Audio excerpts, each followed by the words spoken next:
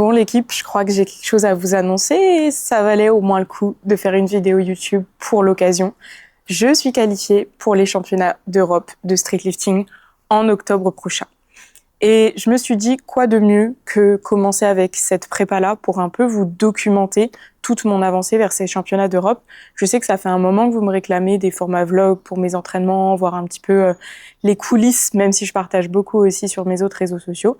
Et c'est l'occasion ou jamais. Donc je vais essayer de vous documenter un petit peu toute la prépa, comment ça avance, les choses bonnes, les moins bonnes, enfin la réalité d'une prépa. Et on va commencer du coup aujourd'hui. Même si on est encore dans une phase un petit peu de transition avant de rentrer dans le dur parce que on a un petit peu le temps. Déjà, je voulais vous parler des qualifications. Pourquoi je suis qualifiée, comment je me suis qualifiée. Il faut savoir qu'en streetlifting, là, pour se qualifier pour les championnats d'Europe, il faut faire partie du top 8 européen de notre catégorie. Ça veut dire que je dois faire partie des 8 meilleurs athlètes de ma catégorie de poids, mais également du top 2 français. Pourquoi ? Parce que il limite les nationalités. On a le droit qu'à 2 nationalités maximum par catégorie. Et le vrai challenge, en vrai, en tant que Français, c'est plutôt cette réglementation-là. Parce que vous le savez, en France, on a quand même un bon niveau en streetlifting. Ce qui fait que, s'ils mettaient pas cette réglementation-là, il y aurait probablement quasiment que des Français. Et c'est pas le but. Mais du coup, ça fait que même si on peut avoir le niveau pour aller sur les championnats d'Europe ou championnats du monde, si on a juste 2 Français meilleurs que nous, on n'y va pas forcément, donc ça, c'est vrai que c'est un petit peu dommage. Donc pour faire partie de ce top 8, ça se joue au total qui a été validé en compétition.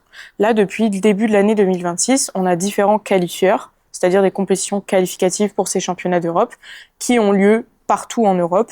Et le but, c'est de faire le plus gros total pour pouvoir faire partie du top 8 à l'annonce des résultats. Et là, vous allez vous dire, oui, mais Julie, toi, t'as pas fait de compétition qualificative, t'as annulé ta participation. Donc, comment t'as fait ? En fait, vous avez du coup ces qualifieurs, mais vous avez aussi le total que vous avez fait si vous avez participé aux mondiaux l'année dernière. Donc moi, comme j'ai participé au championnat du monde l'année dernière, mon total était inclus dans les totaux que l'on comparait pour pouvoir sélectionner les athlètes pour les championnats d'Europe. Et il s'avère que mon total, même quasiment un an après, fait toujours partie du top 8 européen et top 2 France. Donc ça, je suis extrêmement ravie. Ce qui me permet du coup de me qualifier directement sans passer par l'étape d'un qualifieur. Et pour moi, ça, c'est un avantage énorme parce que vous le savez, je mets beaucoup de temps à me remettre des compétitions. J'ai un gros coup de fatigue, je mets plusieurs mois en vrai à récupérer. Et là, si j'avais participé du coup à la Ice Cup, compétition que je pensais faire, ça m'aurait fait très peu de temps pour pouvoir récupérer et rattaquer sur une prépa pour pouvoir être en forme aux Europes. Donc je suis contente que ce soit passé comme ça. Je suis aussi énormément reconnaissante de pouvoir de nouveau compétiter sur une compétition internationale. Ce sera la 4e pour moi et je vous jure que c'est énorme. C'est énorme. Je me revois encore sur mes premiers championnats du monde me dire ce sera peut-être la seule fois de ta vie que tu pourras faire une compétition qualificative de cette envergure. Et là, on y retourne une 4e fois. Donc j'ai fait 2 championnats du monde et là, ça va être mon 2e championnat d'Europe. Voilà, je suis extrêmement reconnaissante et c'est pour ça que je vais tout donner pour pouvoir exprimer toute cette reconnaissance le jour J. Du coup, sur mes autres compétitions, j'avais fait du coup au championnat du monde 2e et 3e l'année dernière et sur mes derniers championnats d'Europe 3e également. Donc là, l'objectif, ça va être de grappiller des places, d'aller chercher la première place en vrai, tant convoitée. Donc je vais vous documenter un petit peu tout ça. Et vu que je suis pas encore hyper à l'aise avec le format vlog, je me suis dit là, je vais commencer ce premier épisode sur une séance plutôt chill. Là, on est vraiment sur la première séance de la première semaine de bloc. C'est ma séance la plus courte, la plus light. Mais au moins, je vais pouvoir vous expliquer un petit peu certains trucs pendant la prépa. Et petit à petit, vous inquiétez pas, je vous emmènerai sur des séances un petit peu plus challengeantes avec un petit peu plus de lourd. Allez, c'est parti.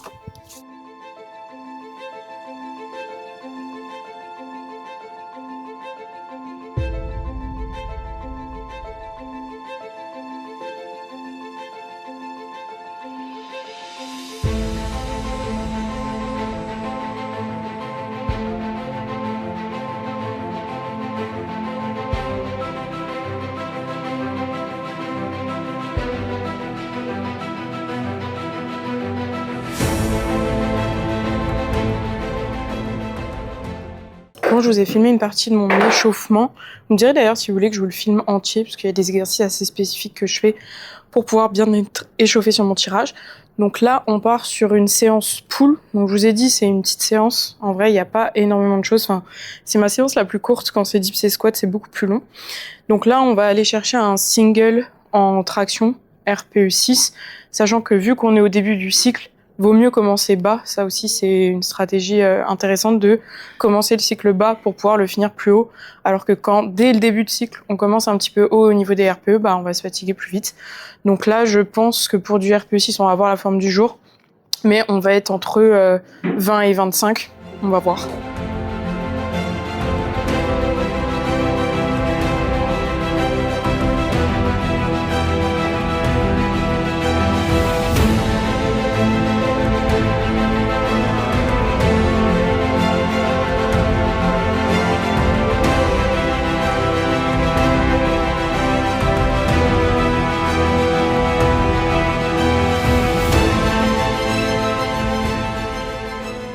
On part sur 20 kg. 20 kg, ça va permettre de voir la forme que j'ai aujourd'hui.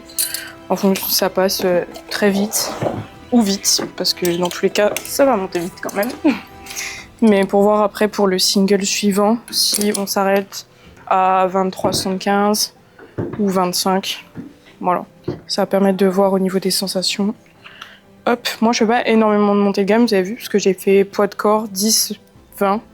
Plus je fais des gros jumps, plus je m'économise. Je fonctionne assez bien comme ça.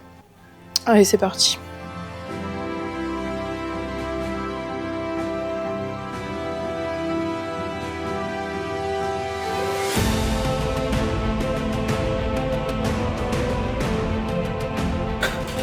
Bon. Je pense que là, ça monte très vite. Donc en vrai, 25 en RPE6, je pense que ça va être réglo. Parce que ouais, là, je me sentis vraiment bien sur celle-là. Allez, heure de vérité, 25. Normalement, ça va bouger bien.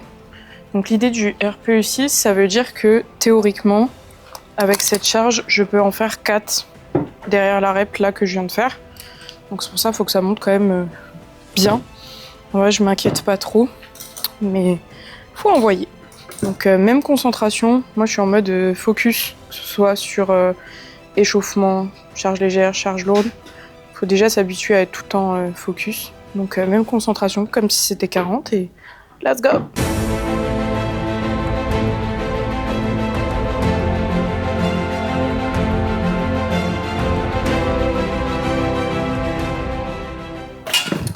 Allez, facile. Je pense qu'on est réglo là sur le RPE. Vous me direz ce que vous en pensez. Je suis contente que ça monte bien. Je sais que 25 kg, il y a pas si longtemps que ça encore. C'était un peu la charge à partir de laquelle je me disais ça va commencer à être un peu dur. Maintenant, ça passe bien. Enfin, vraiment facile. J'ai pas du tout d'appréhension. Même 30 kg, maintenant, j'ai plus d'appréhension. On va dire à partir de 35, je commence à avoir légère appréhension. Donc même mentalement, il y a eu du taf sur le tirage et j'espère pouvoir l'exprimer aux Europes. Ensuite, comme format, j'ai un 3x8. En ce moment, j'ai pas mal de volume. J'ai pas regardé si elle m'avait laissé du volume toute la semaine. Elle m'a réduit quand même un peu. Parce que la semaine dernière, enfin le cycle dernier, là j'avais 5 séries de 10. Là, on est passé à 3x8, mais ça veut dire qu'on va pouvoir charger un petit peu plus, alors que la semaine dernière, elle me laissait vraiment light. Néanmoins, sur les séries longues, comme j'ai pas énormément l'habitude, c'est plus difficile pour moi d'évaluer mon RPE et de savoir. J'ai toujours l'impression que je me sous-évalue, dans le sens où, par exemple, quand je fais 10-12 reps poids de corps, j'ai l'impression que c'est la même fatigue que si je les faisais à 10 kilos, par exemple. Vous voyez, j'ai juste l'impression que 12 reps ou 10, je me prends un mur. Donc c'est vraiment dur pour moi d'évaluer. Là, du coup, je dois faire un 3x8 RPE 6. Au vu de ce que j'ai fait la semaine dernière, je me dis je vais essayer 10 kilos là sur la première. Ouais, 10 kilos, ça me paraît réglo. On va voir ce que ça donne. Et au besoin, je réajusterai sur les autres, soit en baissant. Augmentant, je pense pas. En vrai, pour un RPE 6, 10 kilos, ce sera déjà bien. Mais si je vois que c'est trop lourd, que déjà je fatigue sur la première série, peut-être que je baisserai. Parce que comme je vous ai dit, il faut pas commencer le cycle trop haut. Mais d'un côté, je me vois pas non plus mettre 5 kilos. Donc on va partir sur 10 et puis on va voir. En même temps que je m'installe, je vous explique un petit peu du coup ma programmation. En général, je suis beaucoup en RPE, c'est pour ça qu'il faut que je jauge ma charge. Et en général, au fil du cycle, elle m'impose des charges. Donc ça dépend. J'avoue que le RPE, je trouve que c'est bien parce qu'on peut vraiment adapter sa forme du jour, etc. Enfin, prendre ça comme paramètre. Après, c'est vrai qu'avoir sa charge, au moins, on se pose pas la question, on arrive, boum, on tire. Donc c'est un gain de temps et de charge mentale aussi. En vrai, les deux se valent. Et je pense que c'est intéressant de travailler soit autour de l'un, soit autour de l'autre, mais en tout cas de le faire varier pour avoir un peu ces deux composantes et aussi apprendre à se connaître parce que l'avantage des RPE, c'est que du coup, on apprend à s'auto-évaluer et ça, c'est hyper bien aussi pour l'aspect compétition parce que ça veut dire que bah voilà, après l'essai 1, vous savez un peu où vous en êtes en termes d'intensité pour savoir à quel degré vous pouvez augmenter pour l'essai 2 et pour l'essai 3, donc ça a un intérêt là-dessus. Bref, on part sur les 8 et on va voir ce que ça donne. L'objectif, c'est de pas trop faire l'astico, parce que sur les séries longues, pareil, j'ai tendance à faire l'astico.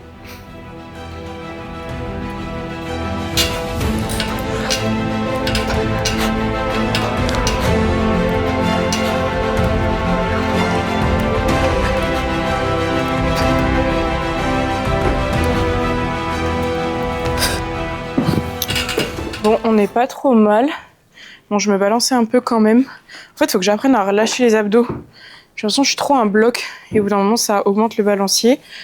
En termes de RPE, je vais revoir à la cam. Je sais pas. J'ai l'impression que c'est... Je sais pas si c'est un chouïa lourd. Je sais qu'à partir d'un moment, de toute façon, je suis obligée de fractionner les reps. C'est pour ça que je coupe. Mais pour autant, la 8e passe quand même facile. Donc, on va voir le retour cam et je vais voir pour les séries d'après. Bon, allez, on part série 2. J'ai gardé les 10 kilos. Je me dis juste qu'il faut que je tire plus fort pour que ça passe mieux. Voilà, c'est la méta du jour. Hop.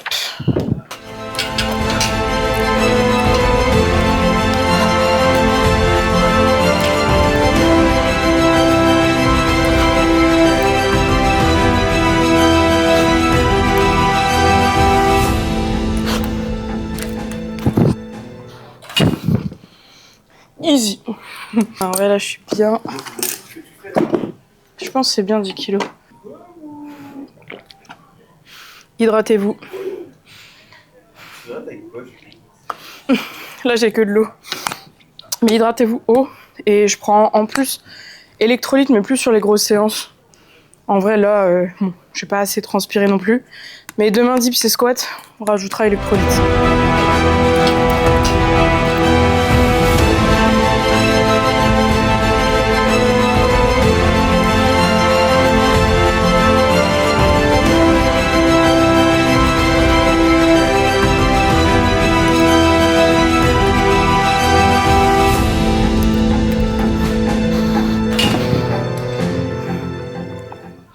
Un peu bof là sur la dernière.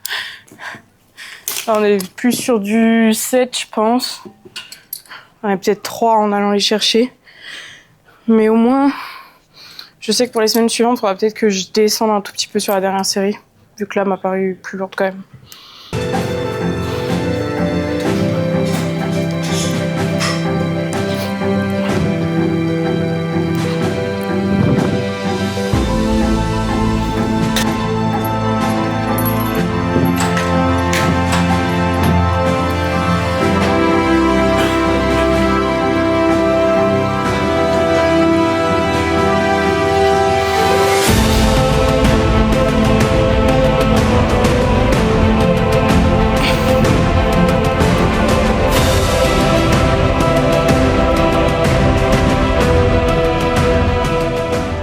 Bon, séance terminée, donc vous avez vu, pas trop de renfort, pas énormément sur le tirage.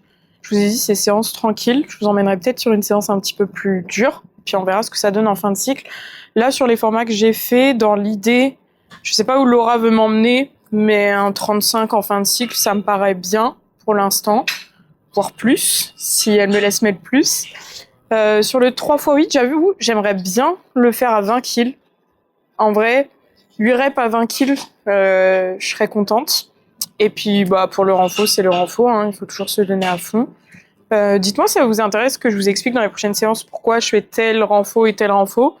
Moi, je suis coachée, mais j'ai quand même une vision sur la prog que je fais. Et là, actuellement, j'ai pas repris mes exercices de réhab parce que post-prépa, je me laisse un petit temps aussi où je relâche.